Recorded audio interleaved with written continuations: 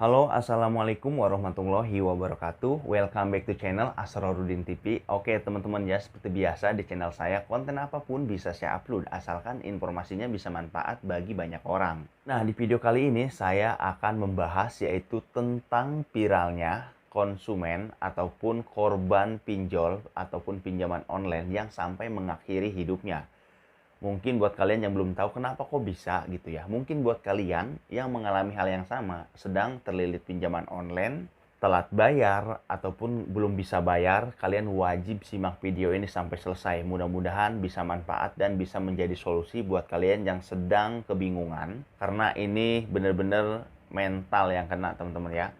Nah, jadi yang mengakhiri hidupnya itu diduga itu korban dari aplikasi Ada Kami. Walaupun ini belum terkuak fakta sebetulnya. Apakah betul itu penyebabnya dari Ada Kami atau dari aplikasi lain. Nah, sebelum saya membahas tentang Ada Kami ataupun korban Ada Kami, saya mau menjelaskan sedikit untuk para korban pinjol yang sampai mengakhiri hidupnya, bahkan yang depresi dan kehilangan pekerjaan dan lain-lain. Mungkin pertanyaan kita tuh sama. Banyak sekali yang bilang ini kan aplikasi legal kok cara penagihannya itu kasar, penuh ancaman dan lain-lain.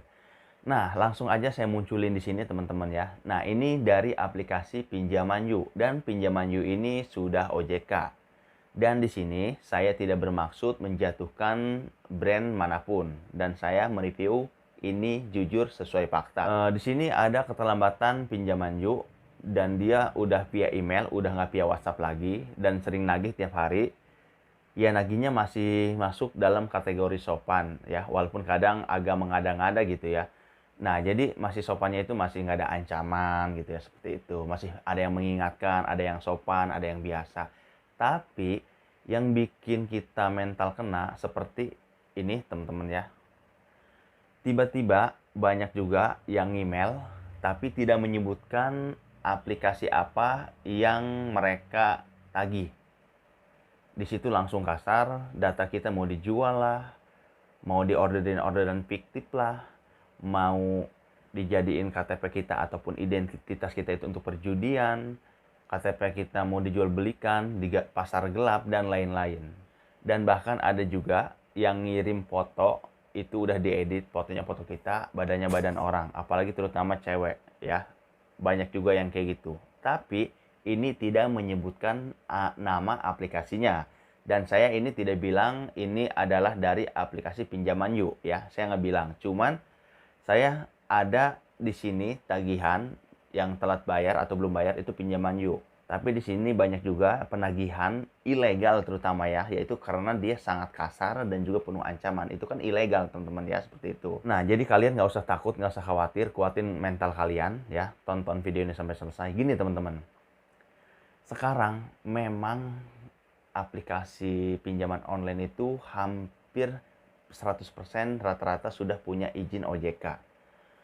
Tapi banyak juga aplikasi nakal ya, aplikasi nakal yang sudah berizin OJK ataupun legal, dia menggunakan cara-cara seperti itu, cara-cara ancaman, cara-cara kekerasan ataupun kasar di dalam penagihan, tapi tidak mencantumkan suatu nama aplikasinya karena itu mereka udah legal. Jadi, kalau misalkan ada kejadian, itu mereka masih bisa ngeles. Sekarang Ada Kami itu sedang disurvei ataupun diinvestigasi oleh pihak OJK, namun belum menemukan bukti yang kuat. Tapi dugaan kuat mengarahnya ke Ada Kami. Banyak sekali WhatsApp penagihan dari Ada Kami di HP korban sebelumnya yang sudah diperiksa oleh pihak OJK ataupun pihak kepolisian. Dan si pihak korban pun yang mengakhiri hidupnya ini, dia sampai dikirimin orderan fiktif beberapa kali oleh debt collector yang tidak bertanggung jawab, tentunya tidak menyebutkan suatu nama aplikasinya. Dan Ada Kami pun itu sedang melakukan investigasi.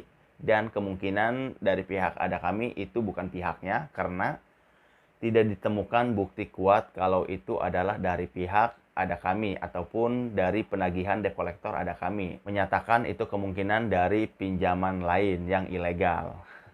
Nah, jadi gini teman-teman ya.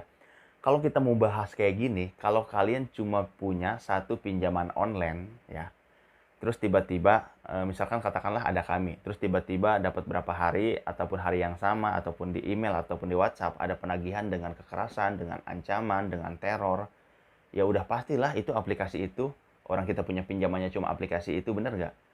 Jadi, buat teman-teman, kalau yang ngalamin hal kayak gini, santai aja, ya. Karena saya ngomong kayak gini bukan karena saya lihat orang, ataupun saya referensi dari cerita orang, tapi saya pernah mengalaminya, teman-teman ya. Saya pernah telat sampai 7 bulan, yaitu aplikasi pinjaman online dan nggak perlu disebutin.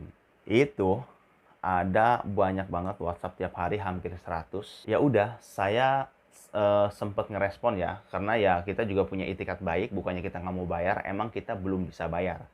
Kayak misalkan tolong dibayarkan bla bla bla ini kami dari aplikasi ini. Kalau yang penagihnya bener kan seperti itu teman-teman ya.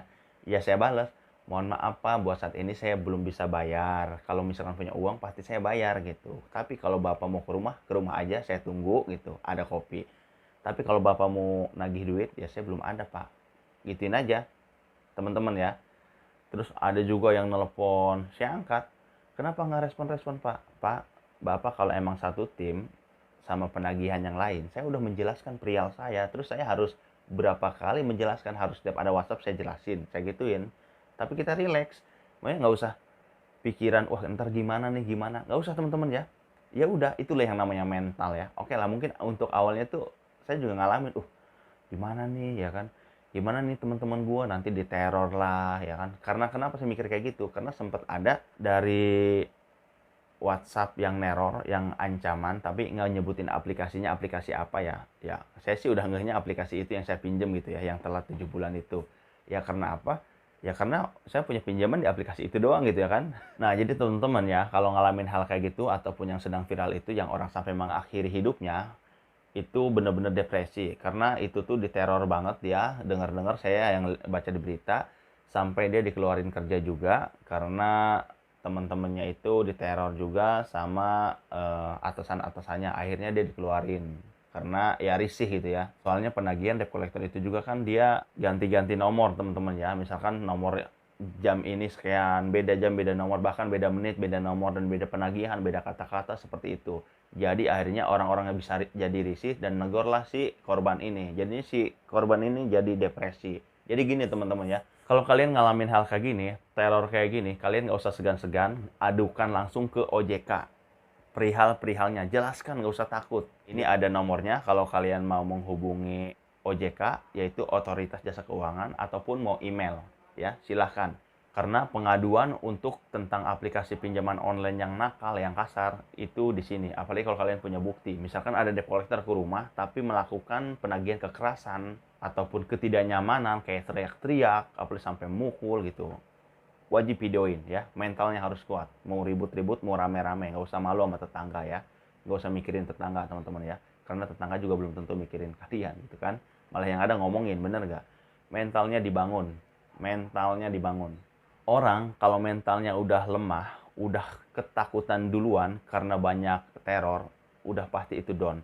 Dan saran saya buat kalian yang sekarang itu sedang ngalamin, terus udah lihat video-video YouTube, kalian itu masih ketakutan, kalian wajib nyari temen yang bisa diajak ngobrol, ataupun yang mau denger cerita kalian, ya, yang bisa ngasih solusi. Dan buat kalian nggak apa-apa, mau curhat ke saya nggak apa-apa, ya, tulis aja di kolom komentar, nanti saya kasih nomor telepon ataupun email saya. Mungkin saya kasih email nanti teman-teman ya, yang mau curhat ke saya, mau cerita ke saya nggak apa-apa. Nanti saya bantu sharing. Intinya ingat teman-teman ya, oke lah itu tentang pinjaman. Tapi kalau kita pikir-pikir ya, ini tuh hidup kita tuh masih panjang, masih luas. Itu cuma sekedar pinjaman gitu. Memang betul kita itu banyak orang yang depresi itu bukan karena pinjamannya ya, tapi karena terornya itu. Saya paham itu teman-teman ya, karena saya ngalamin gitu. Harus kuat mentalnya di situ ya. Kalian nyari referensi, kalian gabung di Facebook, di mana. Tapi untuk baca-baca aja, untuk nyimak, kan di situ banyak orang-orang galbay, orang-orang niat ngebayar, orang yang telat bayar, orang yang mogok bayar gitu. Mental kalian akan terbangun dengan sendirinya. Jadi teman-teman itu nggak usah takut-takut ya. Kalau misalkan ada debt collector mau ke rumah, hadepin aja. Mau ada WhatsApp yang teror-teror, abain aja. Tapi kalau udah ada teror yang keterlaluan, yang sebar nomor ataupun sebar foto, wajib kalian itu lapor ke OJK ataupun kalian ke pihak kepolisian, teman-teman ya. Tapi saya sarankan dulu ke OJK, melalui email dan nomor, karena ini sangat mudah dan gampang. Apalagi email ini gratis teman-teman ya. Yang penting kita udah melakukan pengaduan biar kita nggak diteror terus sama pinjaman online ini. Jadi kalian nggak usah bilang percuma lapor OJK, percuma lapor polisi. Jangan teman-teman ya. Yang penting kita udah mencoba, udah ada usahanya, pasti biasanya ada hasilnya ataupun lebih baik dari keadaan sebelumnya. Intinya gitu aja sih teman-teman ya. Jadi kalau misalkan kalian ngalamin hal kayak gini, kalian itu harus kuat mental ya. Harus berpikiran jernih dan jangan pernah murung. Karena saya pun pernah ngelihat teman saya sendiri, dia baru kelilit pinjaman online, mungkin ada 5 aplikasi, awalnya cuma satu, karena lambat laun dia make, sini nggak ketutup, sini nggak ketutup, akhirnya dia diteror oleh debt collector. Banyak banget yang WhatsApp dengan teror mau sebar data gitu kan. Jadinya stres dia kan, sampai dia itu nggak bisa tidur ya kan. Terus curhat juga dia kadang malu gitu ya. Akhirnya dia curhat ke saya, ya udah, saya dengan senang hati saya nemenin dia, saya kasih penjelasan. Ya udah, alhamdulillah sampai sekarang dia malah sekarang nggak bayar dan sekarang orangnya happy aja. Tapi maksud saya itu bukan biar orang itu nggak bayar teman-teman ya, tetap ya masalah bayar nggak bayar sih itu urusan dia sendiri. Maksudnya mentalnya itu loh biar kebangun gitu teman-teman. Mentalnya itu biar kebangun dan jangan mau dibodoh-bodohin sama penagihan-penagihan kayak gitu. Semuanya itu udah ada prosedurnya teman-teman ya. Kalau misalkan debt collector mau siapkan uangnya sekarang di rumah, kalau nggak disiapkan saya mau manggil RT, RW. Lah hubungannya apa? Ini tuh pinjaman individual ataupun pinjaman diri kita sendiri, dan kita juga mau minjem nggak kabur pakai KTP ya. Jadi nggak usah takut teman-teman, itu cuma gertakan ya, cuma gertakan. Ada yang ngirimin di mobil, saya lagi OTW, tolong siapkan dananya. Itu hoax, kalian balas aja, saya tunggu pak, gitu aja teman-teman ya. Intinya mentalnya yang kuat lah ya. Oke, tolong tulis di kolom komentar buat teman-teman yang pernah ngalamin hal-hal kayak gini. Jadi komen-komen kalian itu bisa menjadi referensi buat orang-orang yang sedang bingung. Oke, terima kasih banyak, mudah-mudahan manfaat. Jangan lupa subscribe, like, comment, and share. Thank you so much. Waalaikumsalam warahmatullahi wabarakatuh.